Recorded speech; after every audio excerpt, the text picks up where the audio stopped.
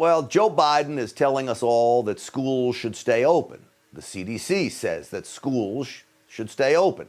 Parents say schools should stay open. Students say schools should stay open. And yet today, several suburban schools are, of course, closed because of the teachers' unions. These unions are so bad for kids.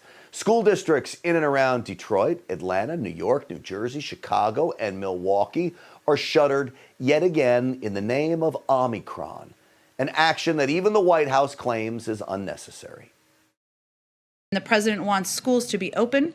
He believes we have the tools for schools to be open, and we're going to continue to work to ensure that students are in classrooms, they are in classrooms safely, and they are for the foreseeable future. He agrees with medical, scientific, and education experts that because of the historic work we've done, we are more than equipped to ensure schools are open. But apparently, lazy teachers don't want to work. Again, the teachers' unions are calling the shots behind closed doors of the White House. To all you teachers out there, these unions are giving you a really bad name, by the way. I just want to give you a warning on that. This is despite the massive amount of funding school districts have received from the American Rescue Plan. Apparently, that money just disappeared under Team Biden. It is the teachers' union's world, and we are all just living in it, including the President of the United States. He's beholden to them. I want to welcome in my panel now. Co-hosts of Chicks on the Right, Amy Jo Clark and Miriam Weaver are here. Amy Jo, I'll start with you. They want to stay closed for Omicron, which isn't even that dangerous, Amy Jo. Yeah, isn't that convenient for them? You know, Biden should do exactly what Reagan did back in '81, and he should fire all of them and make an example of them, right? I mean, I think that would be exactly what, at least as a parent, I think it would be a great thing for us. Of course, because this is the thing. They want to keep getting the money and keep being at home. And you're absolutely right, Grant. I mean, they're lazy at this point, and we see through it. I wish somebody had the power to do that. I'm not sure, because they're not federal employees, if Joe Biden as the president could do that as opposed to the air traffic controllers who were federal employees. But something needs to be done. Miriam, I want you to listen to the soundbite of the CEO of the public school system in Chicago talking about closing schools again tomorrow. This just happened. We will have to cancel classes tomorrow. There's no way for me to be able to accept children and be responsible to our families, not just with all that uncertainty about who would even come to work tomorrow. Again, closing, and I'm telling you, this is not good for Chicago's crime problem either. A bunch of kids that have nothing to do all day long.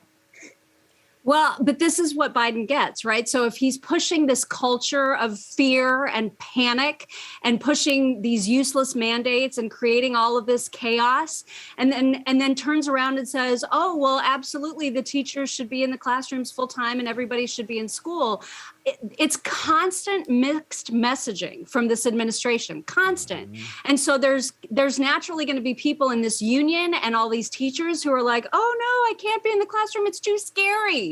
And so I'm actually kind of sitting back now at this point and watching the unions and Biden fight. And I got to say, that is going to be the funnest part of this whole thing.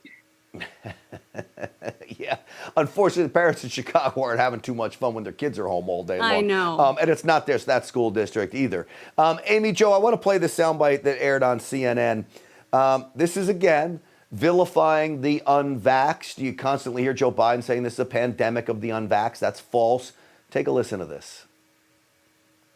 I'll condemn them. I'll shame them. I'll blame them. We can penalize them more. We can say, we got to pay more on your hospital bill if you weren't vaccinated. You can't get life insurance or disability insurance at affordable rates if you aren't vaccinated.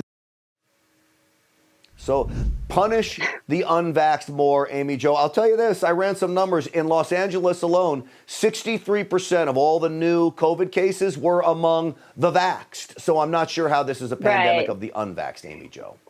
Well, it doesn't really matter, right, when it comes to the propaganda machine. But the thing is, they're already shaming and blaming the unvaxxed. In fact, the president seems to do it every single time he gets on the television.